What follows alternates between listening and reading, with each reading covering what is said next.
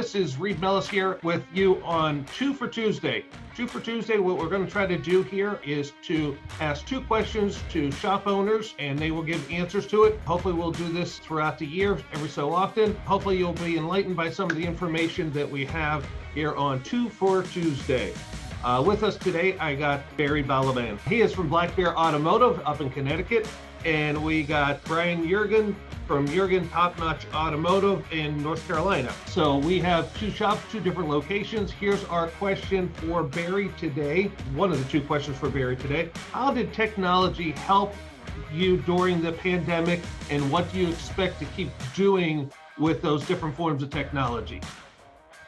Biggest thing was video inspections. We had started them pre-pandemic. They got 10 times better being able to show a customer or text a customer what the issues are with the car, being able to show them exactly what they need without having to time up on a phone and try to explain it over a phone.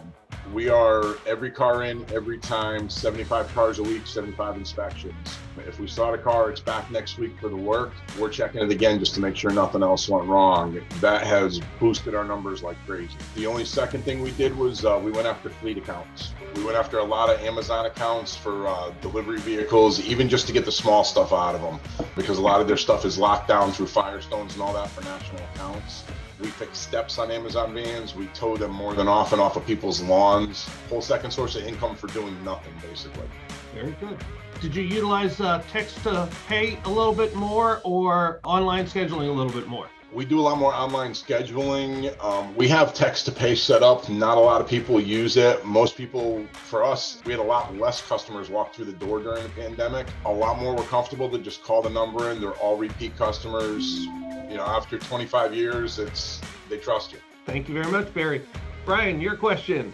What did you do to double your ARO in 1 year, only losing 25% of your car count, which, by the way, in a year, everybody lost car count. I need to brag a little bit here, Brian. You also increased your income, net income, 4 times. That was awesome. So what did you do to double your ARO? What was the secret there? One of the big things is just what Barry had, digital inspections. We started those at the end of 2019. They made a huge difference because customers did like what they saw. We did a lot of public things to let people know we were there for them during the pandemic, as far as pick up and deliver, pay over the phone, all sanitizing we were doing. But checking the cars really good and making good estimates, and our estimates per week shot up. I don't remember the amount, how much they went up, but our estimates per week went up a lot since we started doing the digital. So staying in touch with the customer was one of the big things. We tried to keep in touch with them, Facebook and different things, to make sure they knew we were there. A lot of people say, hey, we appreciate your work, and we got time to let you do it. So the pandemic helped out in that way. People couldn't go anywhere, but they wanted the cars fixed. That's taking advantage of the situation. People had a little more time on their hand to allow their car to sit, and why not sit at your shop and get a little bit more work done? Great idea, great thinking there. Barry, you mentioned it sounded like you were in business for what, how many years? 25?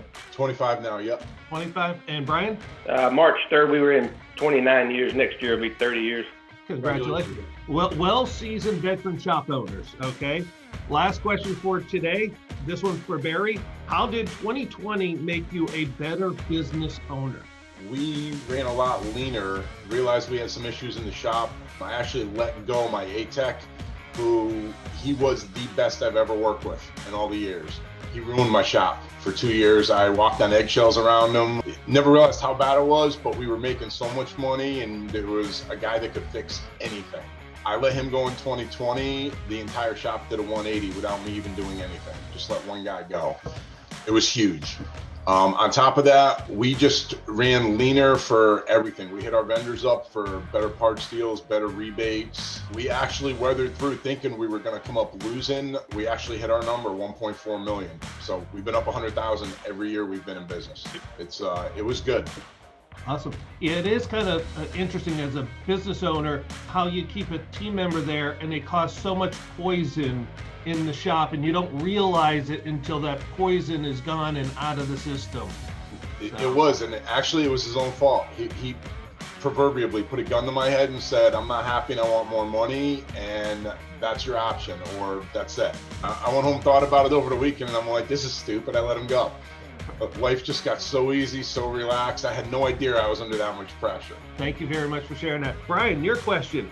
What did you learn about your true customers? Because, we all have customers that are flying in and out just because we were advertising something, but what did you learn about your true customers during 2020? I think we learned a lot that if they really trust us and they're our customer, because brand loyalty has seemed to have died since I was growing up. A lot of people aren't brand loyal as much as they used to be. We had, over the years, gathered their trust, and their true customers just trusted us to decide what to do to their car. We just had to get the approval to spend their money, but they trusted us enough to do it, and we tried to be sure we explained everything and made them feel comfortable, and that's been the whole thing.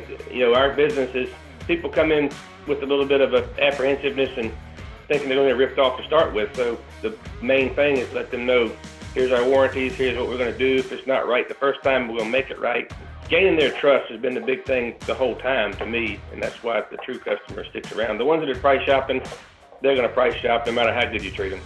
That's true. That is so, so true. Well, I appreciate both of you for taking a few minutes of your time today to answer my 2 for Tuesday questions. If you have questions you'd like me to ask a shop owner, or you'd like to actually be on my 2 for Tuesday, please just send me an email at reed@parmelis.com, and hopefully we'll have you on and we'll enjoy doing this throughout this year. Thank you again, both guys. You guys both have a wonderful, wonderful day. You too. Thanks.